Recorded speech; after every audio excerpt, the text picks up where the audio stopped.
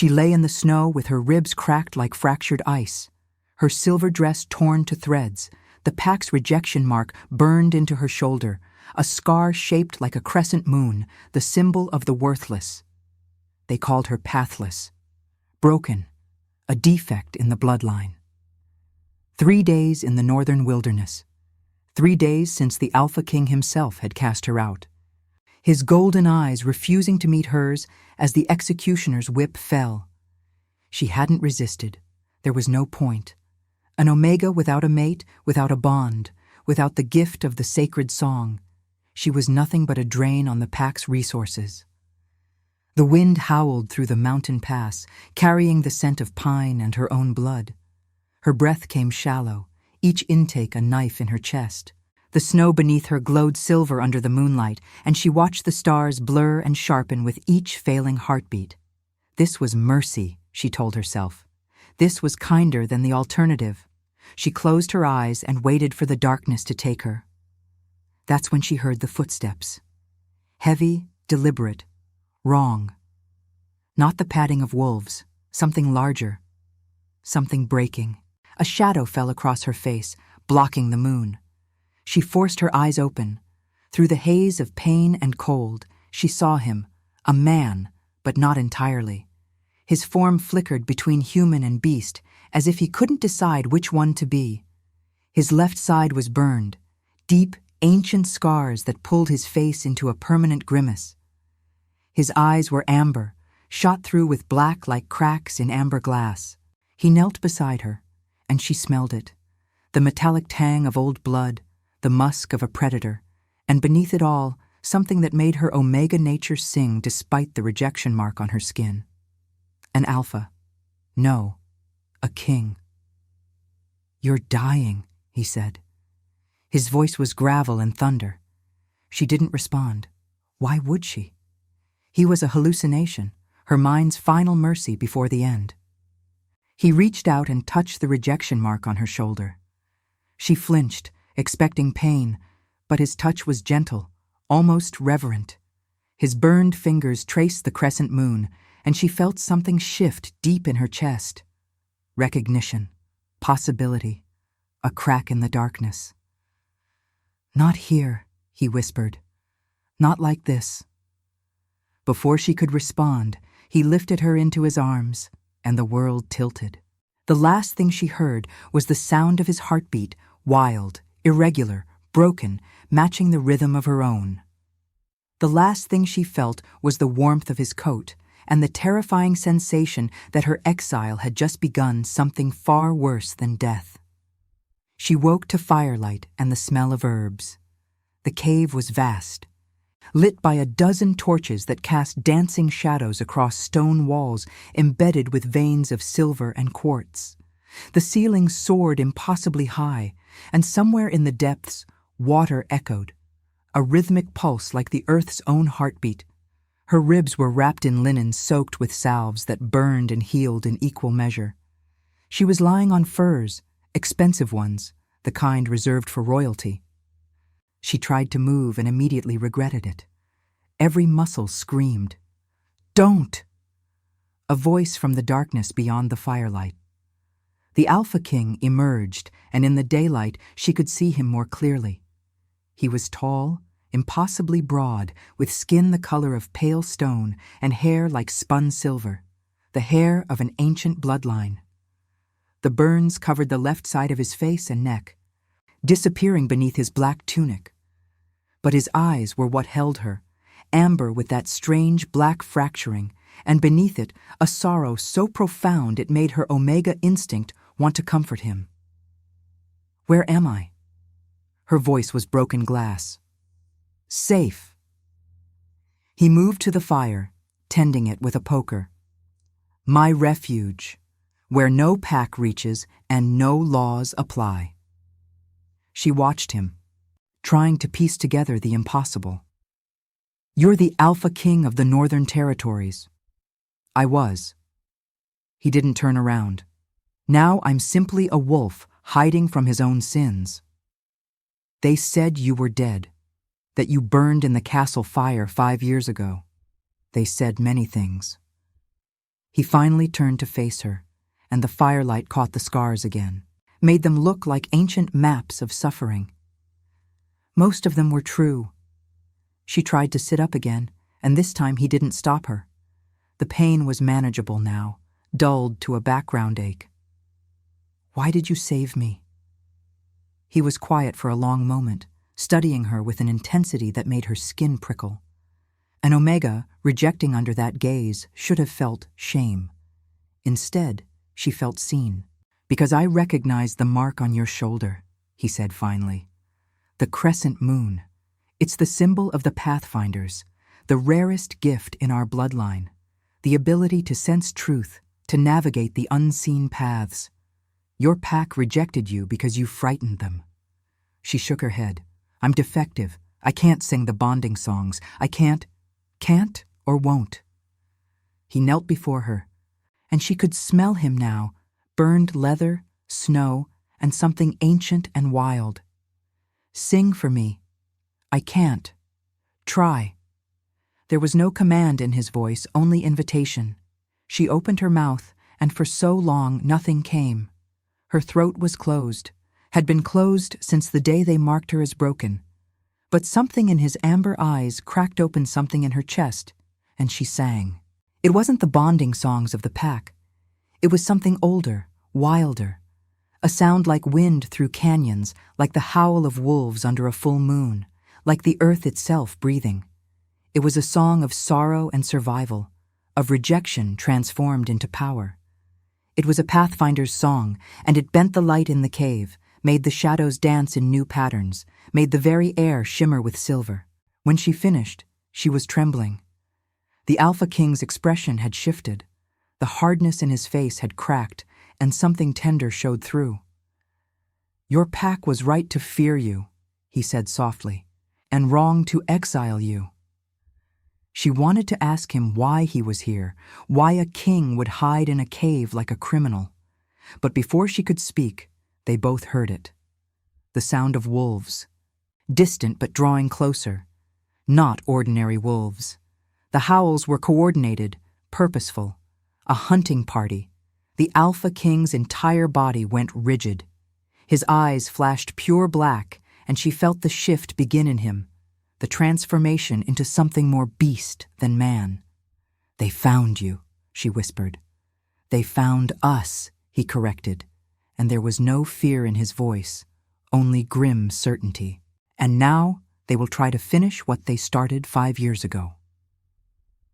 He moved to the cave entrance, where a stone wall had been cleverly disguised as solid rock. He pulled it aside, revealing a narrow passage beyond. "Go. Deeper into the mountain. There's a temple carved into the stone, the temple of the first moon. You'll be safe there. What about you?" He turned back to her, and in the firelight she could see the scars shifting, the beast pressing against his human skin. "I'll buy you time." "No." The word came from some deep place in her, some place that had been dead before he found her in the snow. "No. We run together, or we stand together. You don't get to be noble now, Alpha King. The time for that is over." For a moment, she thought he might argue. Then, something shifted in his expression. A recognition, perhaps. An acknowledgement that she was not broken, not pathless, but something far more dangerous. She was chosen. "Together, then," he said, and took her hand. The wolf song rose outside the cave, closer now, hungry. And she understood, in that moment, that her exile had led her here. Not to die, but to stand between an Alpha King and the darkness that hunted him. Not as victim or shield, but as the Pathfinder she had always been. The real journey was only beginning. The temple was older than memory. Carved from living stone at the mountain's heart, it rose in spiraling columns that seemed to defy physics, their surfaces etched with symbols that glowed faintly with a silver light.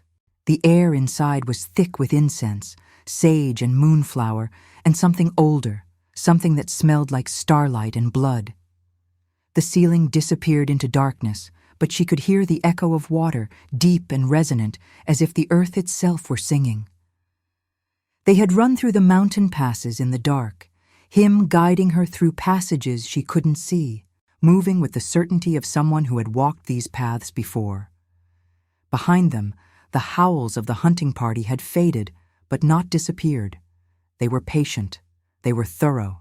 They were Alpha Pack enforcement, trained to hunt anything, anyone. Now, in the sanctuary of the temple, they finally stopped. He was shaking. Not from cold or fear, but from the strain of holding his human form. The burns on his face were darkening, spreading like ink through water as the beast pressed closer to the surface. She could see his hands trembling, could hear the growl building in his throat. "You need to transform," she said. "Fighting it is killing you." "If I transform here—" His voice was barely human. "If I transform, I might not come back. The beast has been caged for 5 years, and it's hungry for blood." She understood then. This wasn't just about physical wounds. His scars weren't just from fire. They were from something worse, from binding.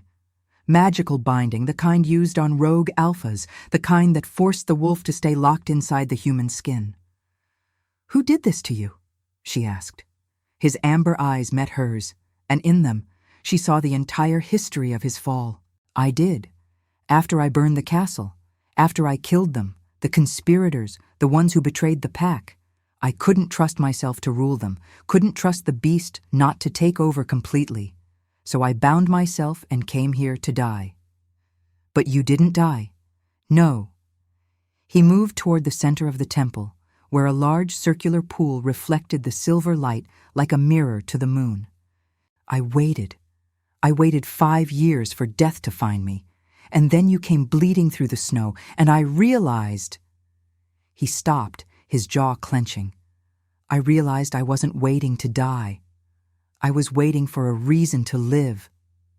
The hunting party's howls echoed down from above, closer now. They had found the temple entrance.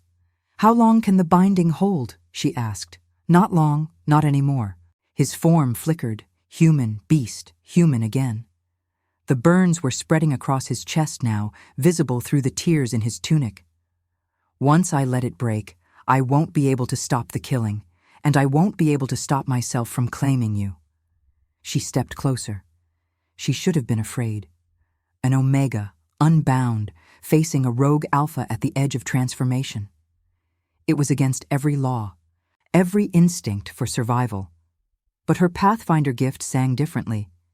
It showed her the truth beneath the fear, that he was terrified not of hurting her, but of needing her. That his binding was breaking not just from time, but from hope. That her presence had cracked something open in him that couldn't be sealed again. "Then don't stop," she said. He looked at her like she had spoken a foreign language. "You don't understand what you're asking." "I understand perfectly."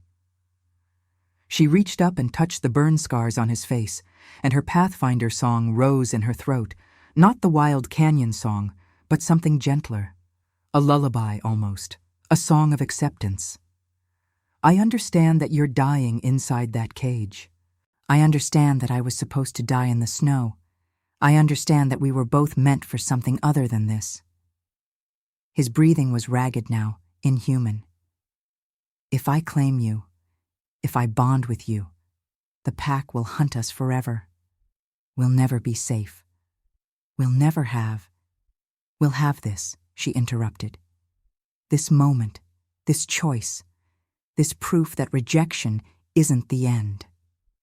The howls outside reached a fever pitch. The hunting party was at the temple entrance, trying to break through the stone seals. It wouldn't hold long. He reached for her, his hands already shifting, claws beginning to extend, his eyes going full black. "Forgive me," he whispered. She didn't answer. Instead, she opened herself to him, her Omega nature, her Pathfinder gift, her entire wounded heart. She offered herself not as victim, but as equal, not as reward, but as choice. When he kissed her, the temple blazed with silver light. The binding broke. The beast emerged, but it was no longer a monster. It was her counterpart, her mirror, her destiny made flesh.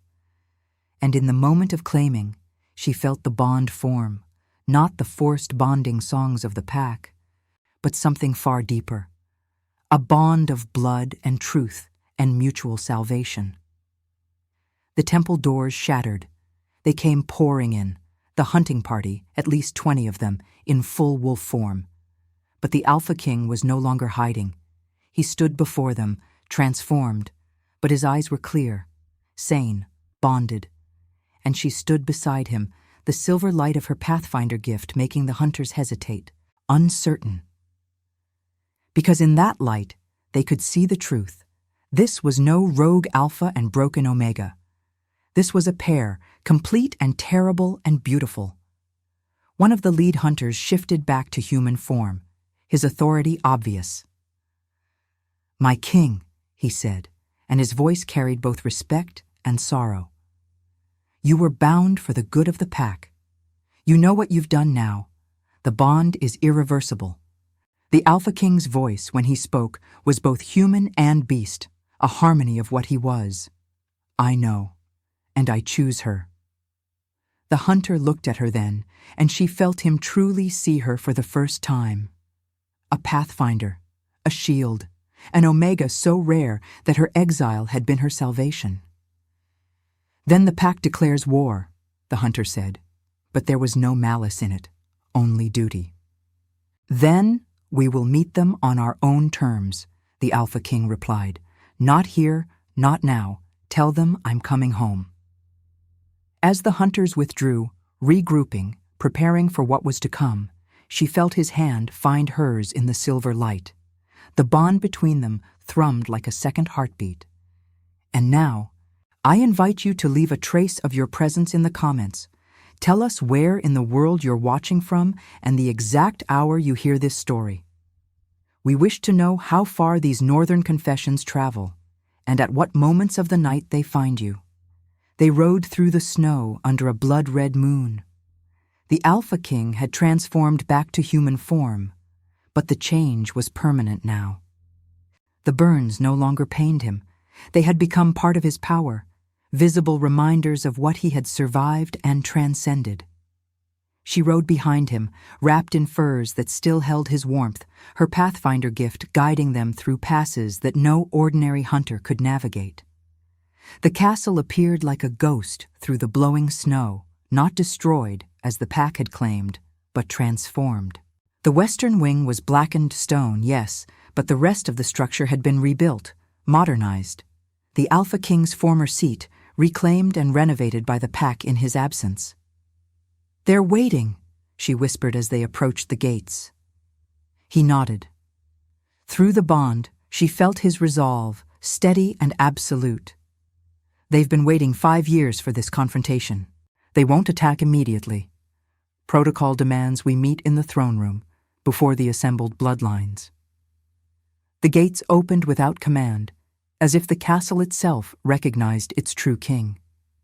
Inside, the courtyard was filled with wolves in human form, guards, nobility, counselors. They watched in silence as the Alpha King dismounted and helped her down, his hand never leaving hers. She felt the weight of their stares, the calculation in their eyes. A rogue Alpha, broken and bound, suddenly returned and bonded to a rejected Omega. The scandal was monumental. The implications were staggering. "Let them stare," he murmured, and led her toward the castle doors. The throne room was vaulted and ancient, lit by 100 torches. At the far end sat the Council of Elders, 5 ancient Alphas who had ruled the territories in his absence. They rose as he entered, their expressions unreadable. "Kyle," the eldest spoke, her voice like wind through dry bones. "You return to claim your throne?" "I return to reclaim what was stolen," he said, and his voice filled the entire room. "The truth. The 5 years ago, I didn't burn the castle to destroy it. I burned it to destroy the conspiracy that had infected it from within, the poisoning of the bloodline, the corruption of the council itself." Murmurs rippled through the assembled pack. She felt the tension spike, felt the dangerous electricity in the air. "Those are grave accusations," another elder said, "from a wolf who abandoned his duty and bound himself like a criminal." "I bound myself because I had lost faith in my own judgment," Kale replied calmly. "I had ruled through fear and force, not wisdom. I had created enemies where there should have been partnership. And so I chose exile, hoping to break the cycle of violence." He gestured to her, and she stepped forward, the rejection mark on her shoulder visible to all. She felt their shock, the recognition of what she was, what the mark meant. "This Omega was cast out by you," Kale continued, "called defective, pathless, broken. You were right about one thing. She is not like the others. She is a pathfinder. She sees truth, and the first truth she saw was that I was worth saving." The hall erupted into chaos, some voices shouting accusations, others calling for judgment, but Kale raised his hand, and silence fell. This was the power of a true Alpha King, the ability to command not through fear, but through absolute certainty. "I'm not asking for your permission to reclaim the throne," he said. "I'm telling you that I am claiming it. The old ways, the hierarchy built on force, the exile of the different, the hiding of truth, those ways have ended. The castle was rebuilt, but the corruption was never rooted out. That ends today." One of the council members stood, and she recognized him immediately through her Pathfinder gift, the traitor. The one who had orchestrated the conspiracy 5 years ago, the one Kale had burned in the castle fire, but who had survived, who had rebuilt the council in his image. "You speak of ending corruption," the traitor said, his voice smooth as silk, while standing beside a rejected Omega, a creature unworthy of... He didn't finish the sentence. Kale moved with the speed of pure fury, crossing the hall in an instant, lifting the council member by the throat. For just a moment, the beast showed through, pure, terrible power. "She is worthier than you will ever be," Kyle snarled and threw the traitor to the ground. Chaos erupted. The guards moved toward Kale, but he was faster, more brutal, impossibly skilled. She watched, fascinated and horrified, as the Alpha King fought his way through the castle defenses, not to kill, but to establish dominance, to prove that his power had not diminished in exile. But then she felt it, a new presence arriving from the north, multiple alphas moving with purpose and speed. The allied packs she understood through the bond. He knew they would come. Kyle emerged from the chaos, bloodied but unbroken, and she ran to him. In the distance, they could hear the howls of the arriving alphas, wolves responding to the call of challenge and confrontation. "Now it begins," he said, pulling her close. "Now the true war starts." She looked into his amber eyes, saw the certainty there, the willingness to sacrifice everything for what he believed. And in that moment, she understood her purpose completely. She was not just his shield. She was his witness, his moral compass, his reminder of why they were fighting. "Then we stand together," she said. He nodded, and together they walked toward the castle gates to meet the approaching threat. The northern plains became a battlefield. Wolves clashed against wolves, the snow turning crimson under the pale winter sun. The allied packs had come in force, 3 separate bloodlines, each with their own agenda, their own claim to power. But they were unified in one thing, the belief that a rogue alpha could not be allowed to reclaim the throne. She fought at his side and discovered that her Pathfinder gift was more than just the ability to see truth. It was combat power. Where she looked, the ice beneath the enemy wolves' feet would shatter. Where she sang her wild canyon song, the sound itself became a weapon, disorienting and devastating. She was small compared to them, but deadly in her precision. But the cost was climbing. Kyle had taken wounds, deep ones, and she could feel through the bond that he was burning through his reserves, pushing beyond what even an Alpha King's body could sustain. The fight had gone on for hours, and there was no end in sight.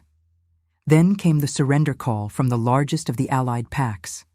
An Omega, pure white, stepped forward carrying a peace branch. The fighting halted instantly. By pack law, a surrender offering could not be refused without loss of honor. The lead alpha of the white pack approached, his face grave. "We withdraw our forces. This is not our fight." Kyle, transformed and bloody, shifted back to human form. "Why?" The alpha gestured toward her, where she stood exhausted, her dress soaked in blood. Some of it hers, most of it not. "Because your bondmate has shown us something we had forgotten. That power is not just strength. That leadership is not just dominance. Look at what she did on the battlefield. She chose precision over cruelty, strategy over vengeance. And look at you. You fought beside her, not above her. That is not weakness, King Kale. That is evolution." The white alpha bowed, and his entire pack followed the gesture. One by one they withdrew, limping northward. The second and third allied packs, seeing the loss of their strongest ally, soon followed. By nightfall, only scattered enemy forces remained, and Kale's own pack was dominant. Victory should have felt like triumph. Instead, it felt like loss. They retired to the castle, and Kale collapsed the moment they were alone. She caught him, held him, and felt through the bond that something inside him was breaking. Not his body, that would heal, but his spirit. "What is it?" she whispered, cradling his head against her chest. "The cost," he said, his voice barely audible. 300 of our pack died today. Another 200 lie wounded. And for what? For me to prove I should have never been challenged? She understood then the true nature of his wound. It wasn't the burns or the binding or the exile. It was the weight of command, the terrible knowledge that every life lost was his responsibility, his consequence. "Not for you," she said softly. "For them. For all the Omegas who will never be called defective again. For all the wolves who will never have to hide who they truly are. For the chance at something better." He looked up at her, and she saw the exhaustion in his amber eyes. "How can you be so certain? You were rejected, cast out, left to die. How can you have faith when everything has given you reason to despair?"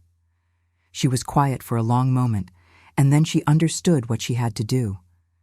She took his hand and placed it over her heart. "Feel that? That's your heartbeat, not mine. The bond between us runs that deep now, and through it I feel your despair, your doubt, your weight. I feel it all, but I also feel this, that you've already changed. You're not the Alpha King who ruled through fear 5 years ago. You're the one who spares his enemies, who listens to counsel, who questions himself. That's not weakness. That's the only power that matters." She stood, moving toward the window that overlooked the northern territories. Snow was beginning to fall again, soft and heavy, erasing the bloodstains from the battlefield. "There's a choice ahead," she continued. "I can feel it through the Pathfinder gift. 2 possible futures, and we stand at the crossroads. In one future, you rebuild the old hierarchy. You rule as you did before, and the cycle continues. In the other future, you fundamentally change what it means to be an Alpha King." "How?" he asked, and there was genuine uncertainty in his voice, rare and precious. She turned back to face him. "By sharing power, by listening to the Omegas, who have wisdom the pack has forgotten, by creating laws that protect the vulnerable instead of punishing them, by admitting that strength isn't about dominance, it's about the willingness to be changed by love." He rose, moving to her. In the firelight, she could see how much he had aged in this one day, how the weight of command was written in every line of his scarred face. "If I do this," he said slowly, "if I fundamentally change the structure of our society, there will be rebellion. Not all the bloodlines will accept it.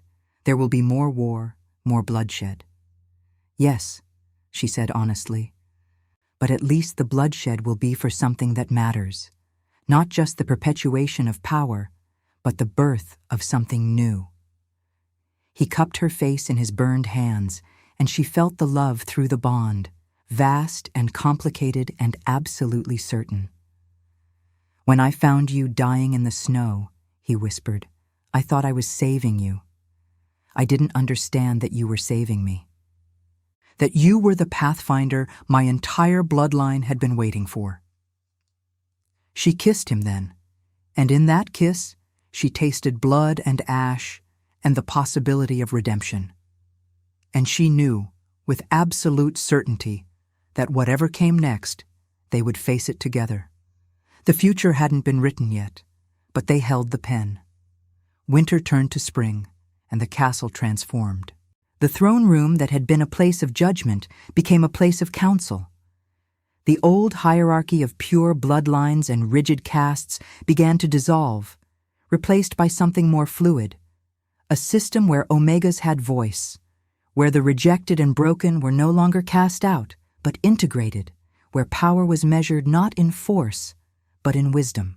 There was resistance, of course. 3 of the 5 councils refused to accept the new order and were replaced by younger alphas who understood the necessity of change. Rebellions flared in the outer territories, and more blood was spilled, though less of it, and always with the intention of mercy rather than vengeance. But through it all, she was his anchor. The pathfinder who could see the true path, even when it twisted and turned and seemed to lead nowhere but suffering. On the day of her formal bonding ceremony, the celebration of their union before the entire pack, she stood in a chamber of pale stone, preparing. The dress they had commissioned for her was ethereal, white silk that seemed to hold moonlight in its folds, embroidered with silver thread in patterns that matched her pathfinder song. An older Omega approached, bringing a gift. It was a necklace, a chain of white gold, and hanging from it, a crescent moon carved from black jade.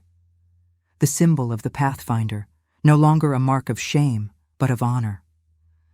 "From the Omega Council," the older woman said, and her eyes held respect. "We are grateful for what you have done, for reminding us that we have power too." As the woman fastened the necklace, she felt the weight of it settle against her heart, not heavy, but grounding. This was her mark now, not the crescent moon of rejection, but of choice and consequence.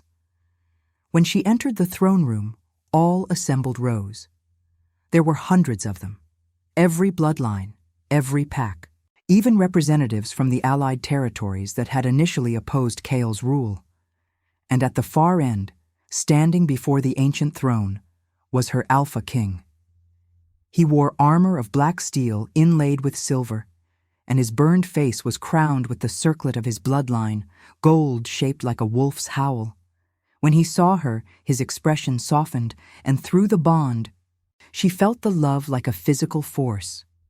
The high priest of the first moon temple performed the ceremony, not the traditional pack bonding, but something new, something that honored both the ancient ways and the revolution they were building.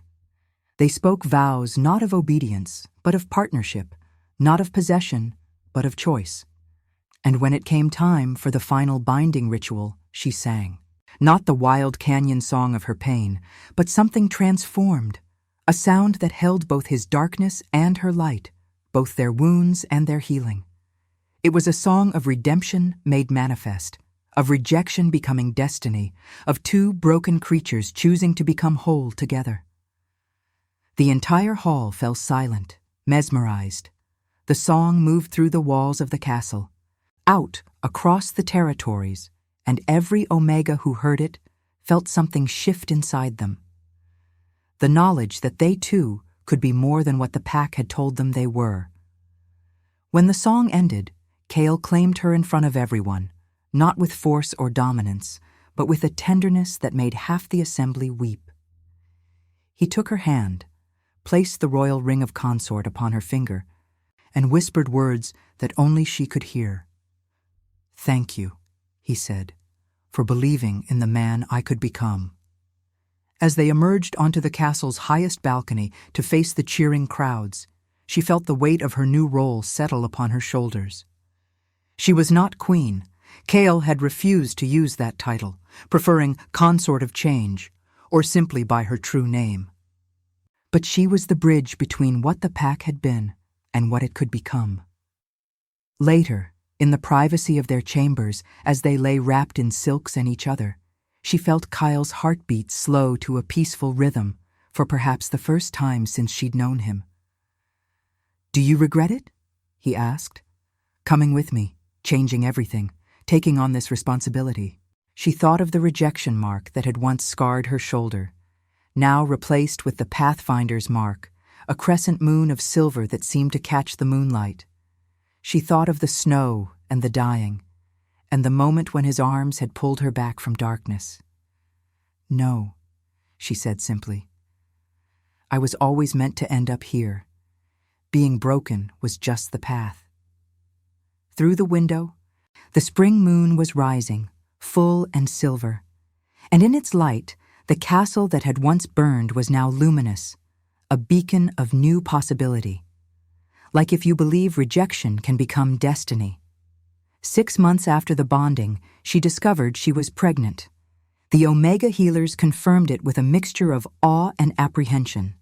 Pathfinders rarely carried children, and when they did, the pregnancies were unpredictable, dangerous, sometimes transcendent. She was the first Pathfinder to bear a child while bonded to an Alpha King in 3 generations. But she didn't tell Kale immediately. Instead, she went to the Temple of the First Moon, deep beneath the mountain, to seek counsel from the ancient priestess who tended the sacred texts. The priestess was older than memory, with eyes like polished silver. "You know what this child will be," the priestess said, not as a question, but as statement. "I do." The child carried both bloodlines, Alpha and Pathfinder, King and Seer. "I wanted to understand what that means." The priestess led her to a chamber lined with crystalline stone, where water ran from the mountain heart itself, clear and cold and infinitely deep. In its surface, images moved, visions of what might be. "Your child will be the bridge," the priestess said softly, "the first of a new bloodline. Not Alpha, not Omega, but something that carries both natures in perfect balance. When this child reaches adulthood, they will have the power to reshape the pack from within, to heal the fundamental divide between predator and prey that has defined your people for centuries." She watched the visions shimmer and change, saw glimpses of a future she could barely comprehend. A future where the distinction between Alpha and Omega was no longer a hierarchy, but a spectrum, where power was shared, where the entire structure of society was fundamentally transformed. "Will the child face the same rejection I did?" she asked. "Worse," the priestess said with brutal honesty. "Because your child will threaten those who benefit from the current order. There will be those who hunt this child, who try to destroy them before they reach adulthood. The path ahead will be soaked in blood." She felt the child move inside her, a flutter of wings almost, and through it, a sense of purpose so absolute that it took her breath away. This child was not an accident of love, but an inevitability of destiny. When she finally told Kale, she brought him to the temple and let him see the visions himself. She watched his face as he understood the implications, saw the conflict between his hope for a peaceful future and the knowledge that his child would be born into a world that would fight them with everything it had. "If you want to end the pregnancy," she said quietly, giving him the choice she herself had already made, "I understand. To protect them, to protect yourself." He knelt before her and placed his burned hand on her belly. Through the bond, she felt the fierce love, the absolute commitment to this child they had created together. "No," he said, his voice steady as stone. "We don't hide from destiny anymore. We embrace it. We fight for it. We bleed for it if necessary." The birth came during a full moon in the deepest part of winter, blood and silver and transformation. She stood in the inner temple, surrounded by Omega midwives and the priestess, as her body became a doorway between worlds. The pain was extraordinary, worse than any injury she had suffered, more profound than any magic she had worked. It was the pain of creation, of bringing new life into a world that would resist it with every weapon it possessed. Cale waited outside the chamber, and through the bond, she could feel his helplessness, his love, his desperate need to share the burden of this moment. When the child emerged, after hours of struggle, after moments where the healers feared they would lose her, there was a sound unlike anything the temple had ever heard. Not the cry of an ordinary infant, but a tone like bells, like starlight made audible, like the voice of the earth itself learning to speak. The midwife placed the child in her arms, and she looked down at what she had created. The infant had silver eyes like the moon, and skin that seemed to hold both the gold of the Alpha bloodline and the silver of the Pathfinder gift. But more than that, there was something in the child's expression, even at moments old, that spoke of wisdom and ancient knowing. "A daughter," the priestess whispered, "the first of her kind." When Cale was allowed to enter, he moved to her slowly, as if approaching something sacred. He knelt beside the bed and looked at his daughter, and she saw tears on his scarred face. "She's perfect," he said, his voice breaking. "She's a weapon," the priestess said, not unkindly, "a tool that will reshape the world. And the world will not thank you for creating her." But it was true. Outside the temple, rumors were already spreading. An impossible child, born of an Alpha King and a Pathfinder, with gifts that defied categorization. There were those who wanted her destroyed before she could grow powerful enough to threaten them. That night, as she nursed her daughter in the temple's highest chamber, overlooking the moonlit territories, she felt the presence of enemies gathering. Not an immediate threat, but something in the future, closing in like a storm. "We'll protect her," Kyle said, reading the worry through their bond. He stood at the window, his burned face illuminated by moonlight. "I swear it, whatever comes, I will not let them harm her." She smiled sadly. "You can't protect her from destiny, my love. You can only teach her to face it." The infant in her arms gurgled, and for just a moment the entire temple filled with silver light. The baby's gift, emerging unbidden, remaking reality for just an instant. A future was being born in that light. A future of change and chaos and the possibility of redemption. A future where the old ways would crumble and something new would rise in their place.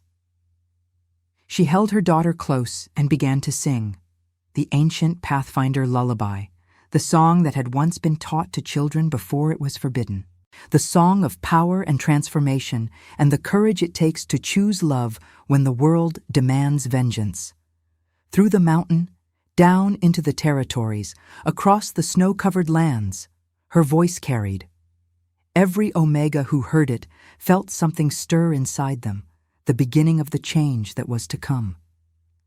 Cale placed his hand on his daughter's head, on her own heart, and spoke a blessing in the old tongue, words of protection and guidance and hope.